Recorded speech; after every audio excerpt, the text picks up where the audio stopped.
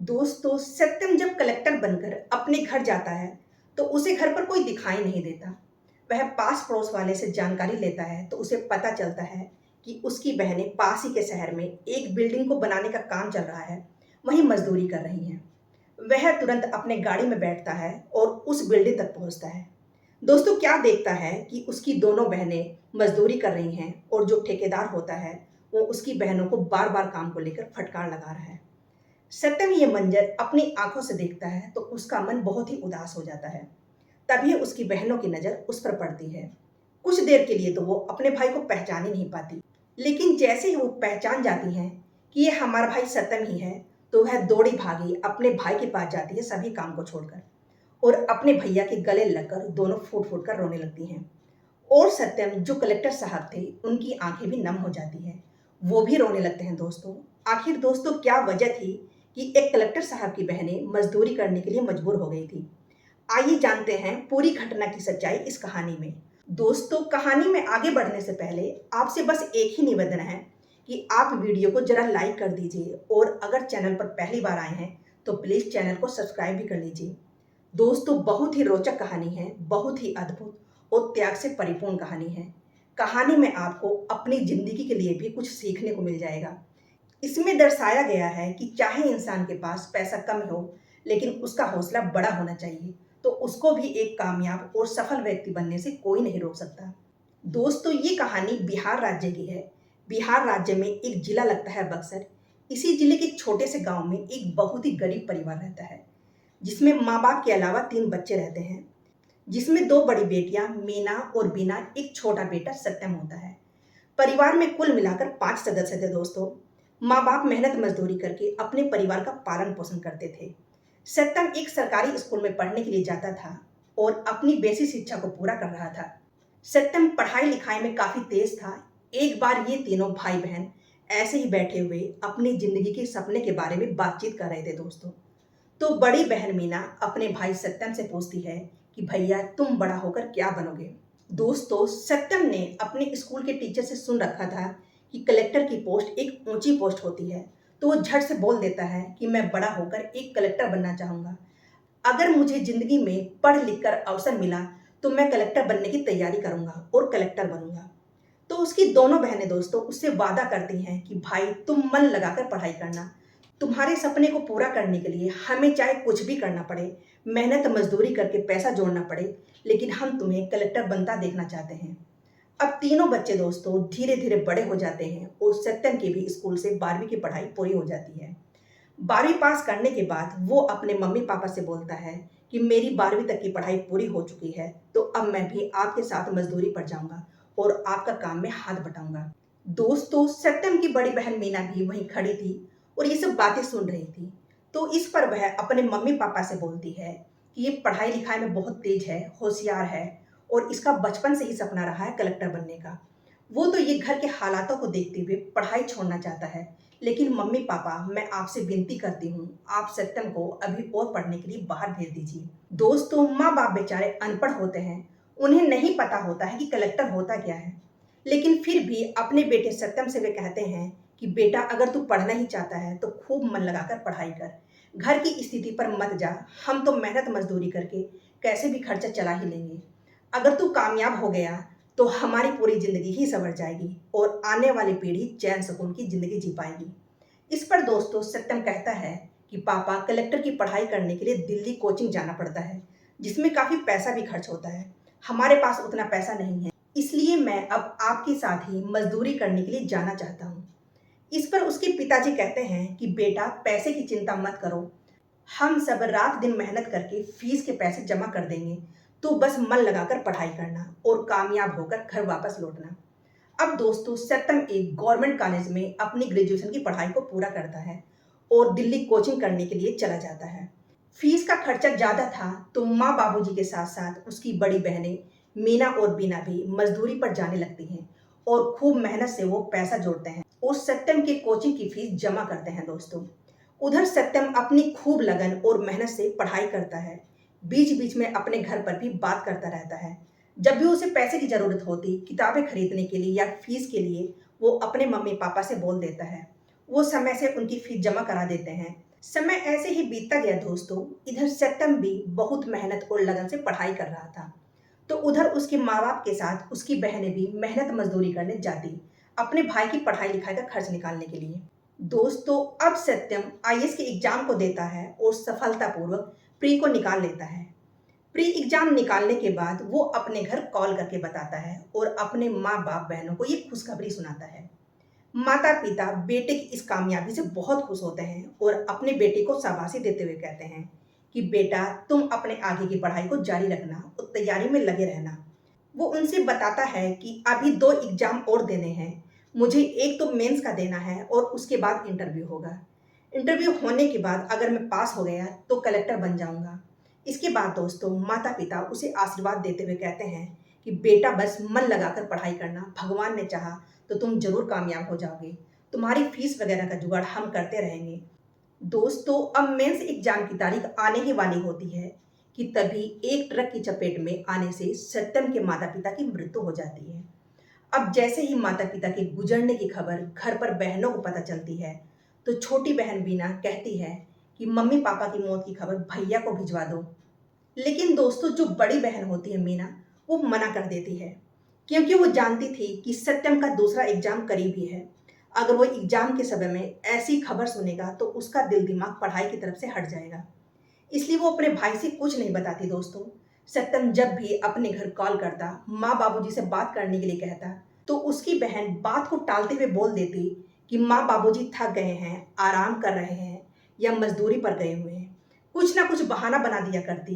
दोस्तों, इसी बीच सत्यम का मेंस एग्जाम भी क्लियर हो जाता है और मेंस एग्जाम होने के बाद वो फिर से अपनी बहन को खुशखबरी देता है और जिद पकड़ लेता है दोस्तों कि माँ बाबूजी से आज मेरी बात करा दो, मैं बहुत खुश हूँ। लेकिन दोस्तों, इस बात को सुनकर उसकी बहनें रोने लगती हैं और रोते हुए अपने भाई सत्यम से हकीकत के बारे में बता देती हैं। वह बताती है कि माँ बाबूजी की तो पहले ही एक दुर्घटना में मृत्यु हो गई थी और हमने तुम्हें ये बात इसलिए नहीं बताई क्योंकि माँ बाबूजी ने तुम्हारी पढ़ाई के लिए दिन रात एक करके तुम्हारे इस एग्जाम के लिए पैसा इकट्ठा किया था और तुमने भी बहुत मेहनत से तैयारी कर रखी थी। और अगर तुम्हें इस खबर का पता चलता तो तुम एग्जाम में नहीं बैठ पाते। उससे पहले ही तुम घर चले आते और घर की जिम्मेदारियों को देखने लग जाते।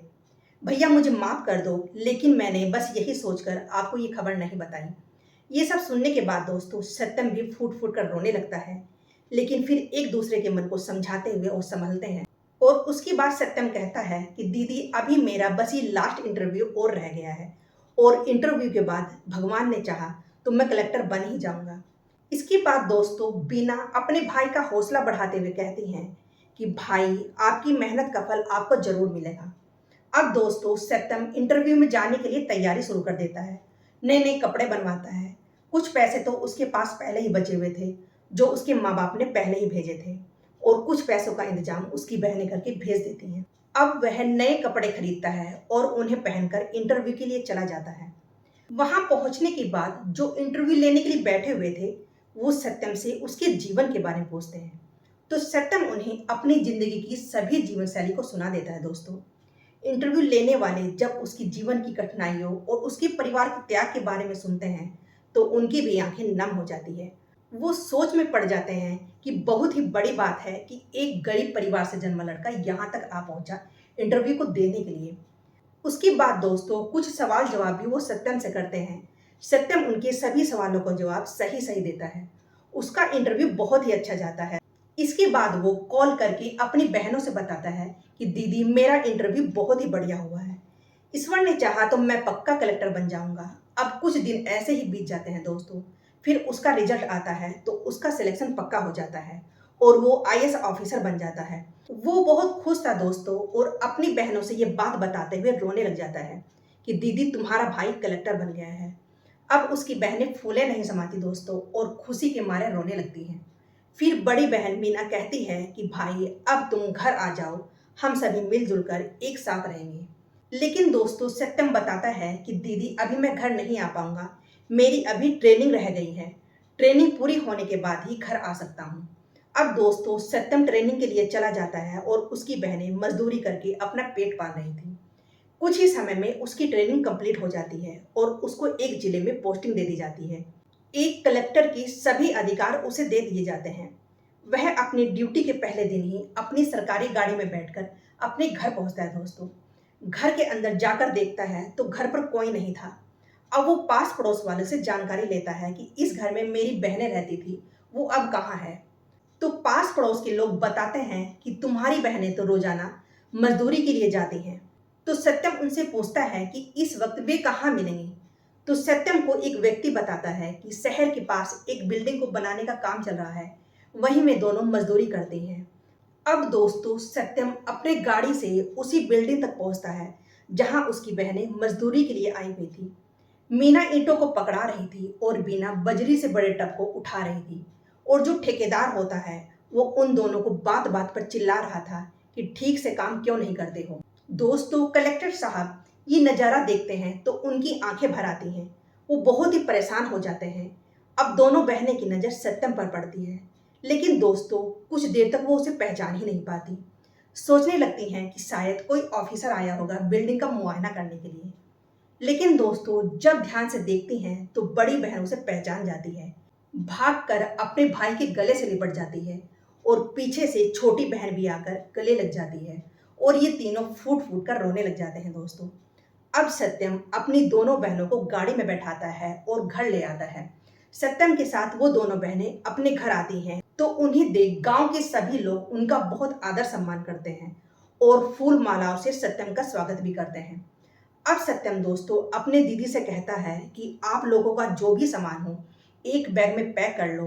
अब हम यहाँ नहीं रहेंगे क्योंकि मेरे और मेरी फैमिली के रहने के लिए एक सरकारी बंगला मिला हुआ है। हम सब उसी बंगले में रहेंगे। दोस्तों अब वो 1-2 साल उसी सरकारी बंगले में रहते हैं। दोस्तों समय ऐसे ही बीतता गया और कलेक्टर साहब की दोनों बहनों की शादी की उम्र हो गई थी। तो वो उन दोनों के लिए लड़के ढूंढना शुरू कर देते हैं और बहुत जल्दी ही उनकी ये खोज भी पूरी हो जाती है दोस्तों। उन्हें 2 बढ़िया काबिल ऑफिसर मिलते हैं। सत्यम दोस्तों उनकी फैमिली से बातचीत करता है और अपनी बहनों की शादी उनके साथ बड़े ही धूमधाम से करा देता है। अब दोस्तों कलेक्टर साहब अपनी ड्यूटी को बहुत ही ईमानदारी से निभा रहे थे और अपना करने का काम अपने फर्ज को बखूबी अंजाम दे रहे थे। कुछ साल ऐसे ही बीत जाते हैं दोस्तों। तो मीना और बीना ने अपने भाई के लिए एक बहुत ही खूबसूरत लड़की ढूंढी। लड़की बहुत ही अच्छी थी, छोटे बड़ों का मान सम्मान करने वाली थी। अब दोनों बहनें सत्यम को लड़की की तस्वीर दिखाते हुए कहती हैं कि भाई ये लड़की हमने आपके लिए देखी है, जरा आप देखकर बताइए आपके लिए ये कैसी रहेगी। तो दोस्तों सत्यम उस लड़की को देखता भी नहीं और कहता है दीदी आपने जो लड़की मेरे लिए देखी होगी वो अच्छी ही होगी, मुझे तस्वीर नहीं देखनी, बस आप अपनी पसंद से मेरी शादी उस लड़की से करा देना जो लड़की आपको पसंद है। इसके बाद दोस्तों दोनों बहनें अपने भाई सत्यम की बड़े ही धूमधाम से शादी करा देती हैं। शादी होने के बाद दुल्हन घर में आती है। दोस्तों कलेक्टर साहब की पत्नी बड़े ही विनम्र स्वभाव की होती है। वो उनका और उनकी बहनों का बहुत ही आदर सम्मान करती है और अगर घर में कोई मेहमान आ जाए तो उसका आदर सत्कार भी बहुत ही अच्छे ढंग से करती है। दोस्तों अब कलेक्टर साहब का घर बहुत ही अच्छे ढंग से बच चुका था। भगवान की कृपा से साल 2 साल में उन्हें एक बेटी की खुशी भी नसीब होती है। तो दोस्तों ये थी आज की कहानी जहां 2 बहनों ने अपने माँ बाप के साथ मिलकर मेहनत मजदूरी करके अपने भाई के बचपन के सपनों को साकार कराया और उसे एक कलेक्टर बनाने के लिए बड़ा योगदान दिया और त्याग दिया। दोस्तों आपको ये कहानी कैसी लगी कमेंट करके जरूर बताइएगा। दोस्तों ये कहानी सुनाकर मेरा उद्देश्य किसी को परेशान करना नहीं है। इस कहानी से आपको बहुत सी बातें सीखने को मिल जाएगी जिन्हें आप अपने जीवन शैली में भी उपयोग में ला सकते हैं। दोस्तों अपना जीवन बदल सकते हैं, जैसा कि इस कहानी में सत्यम जो कि बहुत ही गरीब परिवार से आता है और बहुत ही तंग रिश्ते से गुजर रहा था, लेकिन फिर भी उसने अपनी मेहनत और लगन के साथ अपने मुकाम को हासिल किया और इतनी बड़ी पोस्ट पर पहुंचा जिस पोस्ट पर पहुंचने के लिए पैसा देकर भी कोई इंसान नहीं पहुंच सकता। दोस्तों कहानी आपको जरा भी पसंद आई हो तो हमारे चैनल को सब्सक्राइब कर लीजिएगा और वीडियो को भी लाइक कर लीजिएगा।